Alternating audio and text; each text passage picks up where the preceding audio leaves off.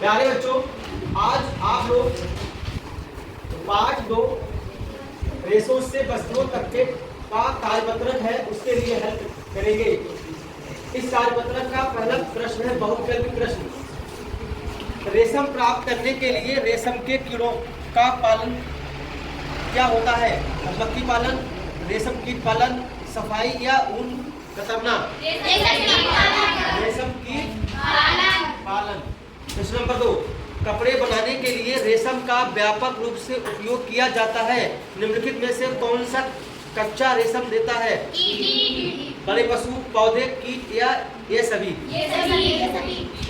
कीट देता है। कच्चा रेशम कौन देता है? कीट देता है। कीट माने कीड़े। इसी कार्यपत्रक का अगला प्रश्न है प्रश्न नंबर 3, निम्नलिखित में से कौन रेशम का प्रकार नहीं है? सहतूत का रेशम, तसर रेशम, मूंगा रेशम या कीट रेशम? कीट रेशम। ठीक है। प्रश्न नंबर 4, भेड़ ऊन कतरने के शेड में होने वाली सामान्य प्रक्रिया है। ऊन निकालना, अलग अलग बनावट के बालों को अलग करना, चर्बी हटाने के लिए भेड़ के ऊन की धुलाई या भेड़ के रेशों को सूत में लपेटना? ऊन निकालना। हाँ। प्रश्न नंबर 2, रिक्त स्थानों की पूर्ति करें। ए, ऊन भेड़ या के रिक्त स्थान से प्राप्त किया जाता है। ठीक है, बालों से प्राप्त किया जाता है। अगला प्रश्न, ऊन मुख्य रूप से रिक्त स्थान से प्राप्त किया जाता है।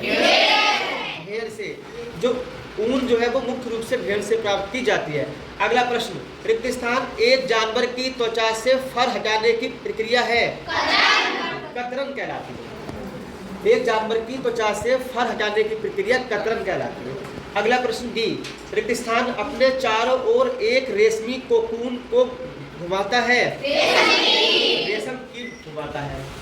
अगला प्रश्न ई, रेशम के कीड़ों द्वारा स्रावित रेशम के रेशे रिक्त स्थान से बने होते हैं।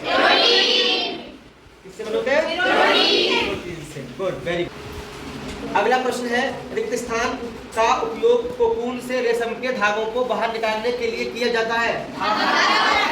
धागा कर्म कहलाता है।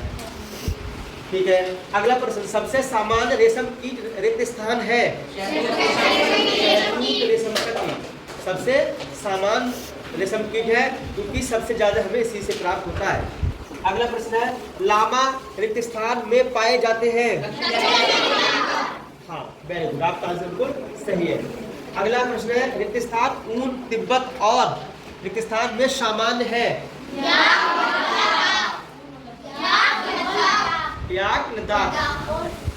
लद्दाख, ऊन, तिब्बत और लद्दाख में सामान्य है। ठीक है। अगला प्रश्न, रिक्त स्थान बकरी जम्मू और कश्मीर में पाई जाती है। अंगोरा बकरी जम्मू और कश्मीर में पाई जाती है। ठीक है। सत्य असत्य कथन। प्रश्न नंबर 1, गिलहरियों के बालों का आवरण छोटा और मोटा होता है। असत्य। प्रश्न नंबर 2, शाही के शरीर के बाल को सूप कहते हैं। असत्य है। प्रश्न नंबर 3, ऊन से दाग हटाने के लिए छटाई का उपयोग किया जाता है। असत्य है। अगला प्रश्न नंबर 4, कर्नाटक भारत में ऊन का सबसे बड़ा उत्पादक है। असत्य है। गलत जवाब है।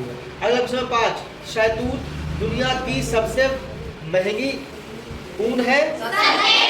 सत्य। प्रश्न नंबर 5, सहतूश, ये लिखा है सहतूश दुनिया की सबसे महंगी ऊन है। सत्य। तो इस प्रकार से इस कार्यपत्र को आप लोगों ने हल कर लिया है। आइए इसको चेक करते हैं। बिल्कुल सही है।